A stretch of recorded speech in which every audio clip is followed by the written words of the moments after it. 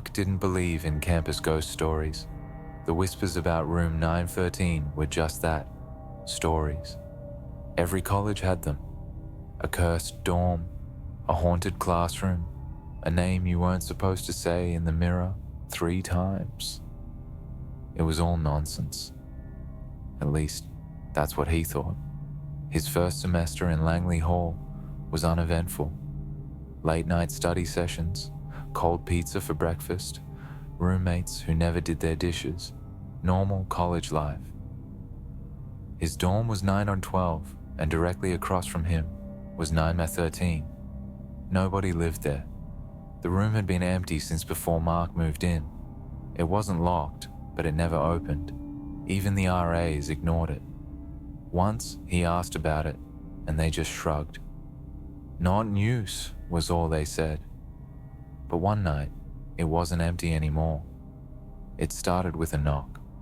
Soft. Rhythmic. 3 taps. Mark was half asleep when he heard it. His eyes flickered open, and he lay still, heart pounding. He checked his phone. 2:13 a.m. The dorm was silent. 3 more taps.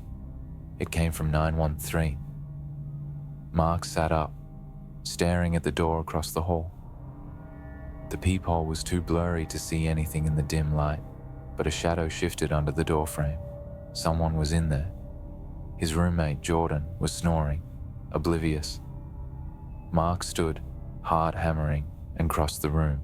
He pressed his ear to their door. Nothing. He hesitated, then reached for the handle. As soon as his fingers touched it, the knocking stopped. The silence stretched, heavy and unnatural.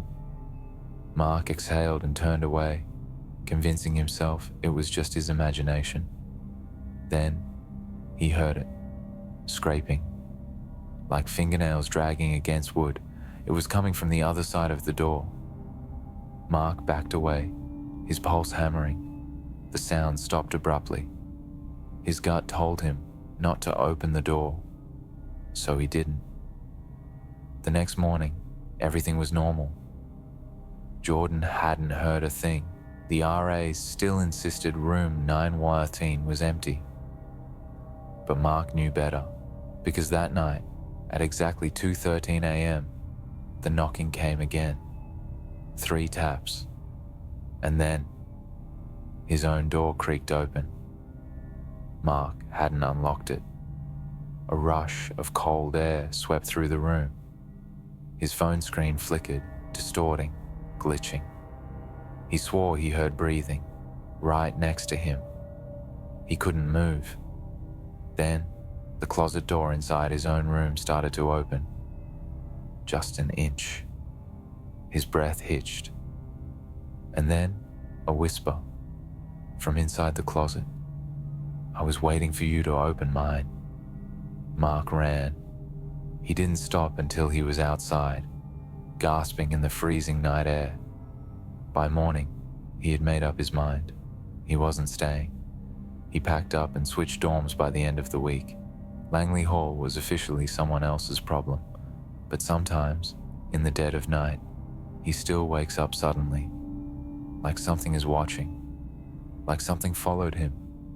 And sometimes, just before he falls asleep, he swears he hears it.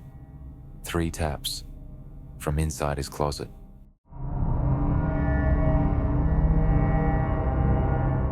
At first, it was just another ordinary day.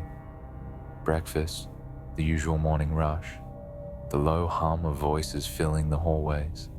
Nothing about it stood out. But when the classroom door shut and the substitute stepped to the front, an uneasy tension settled over the room. The regular math teacher was gone. In his place stood a man no one had ever seen before. He was tall and unsettlingly thin, his posture unnaturally rigid, like a mannequin posed too perfectly.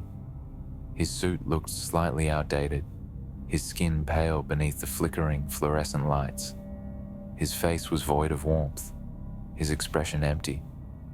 But the worst part was his eyes. Ashley had always thought of herself as rational, never one to scare easily. She didn't believe in urban legends or ghost stories. But something about him was wrong. He never blinked. His voice was flat, mechanical, each word carefully measured. He never paused to check notes, never hesitated, never stumbled over his words. His handwriting was eerily precise, numbers and letters on the board perfectly aligned, as though they had been stamped rather than written by hand. The room felt different under his presence. Even the usual troublemakers sat still, shifting uncomfortably in their seats. There was no laughter, no whispered conversations, just an unspoken, collective unease. By the third day, the whispers had spread. No one had seen him arrive in the morning. No one saw him leave. He never ate lunch, never spoke to the other teachers, even when students lingered in the hall after class, trying to catch a glimpse of where he went. He simply walked down the hallway, and then, somehow, he was gone. At first, Ashley and her friends laughed about it, brushing it off as nothing more than an oddity. But the more they paid attention, the stranger it became. He never adjusted his tie, never shifted his stance, never seemed to breathe deeply. It was as if he wasn't real, just a figure placed there, standing, watching. Then Friday arrived. Midway through the lesson, he stopped. The chalk in his hand hung motionless, his fingers frozen around it. The entire class went silent. For the first time, he seemed uncertain.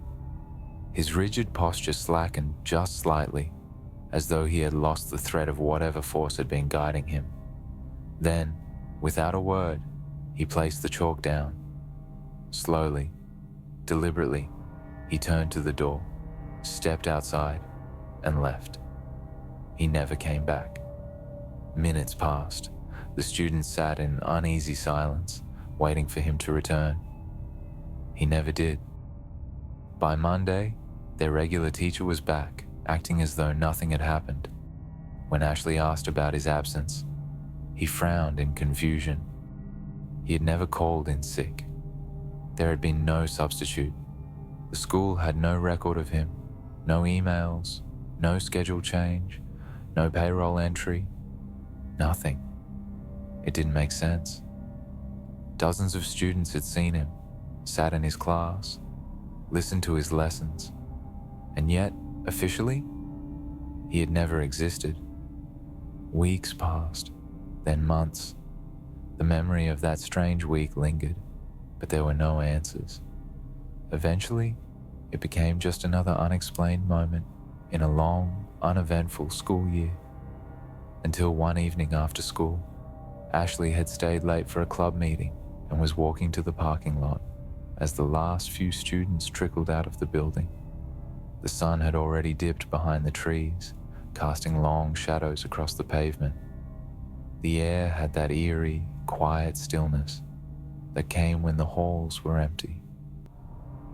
And then, there he was, standing by the fence. Same stiff posture, same blank face. Watching, not moving, just watching. Ashley turned away for only a second, her heart pounding. When she looked back, he was gone. Yet somehow, the feeling of being watched never left. Some things never truly stay behind. Some figures never stop watching. If you enjoyed these eerie tales, don't forget to like, share, and subscribe for more.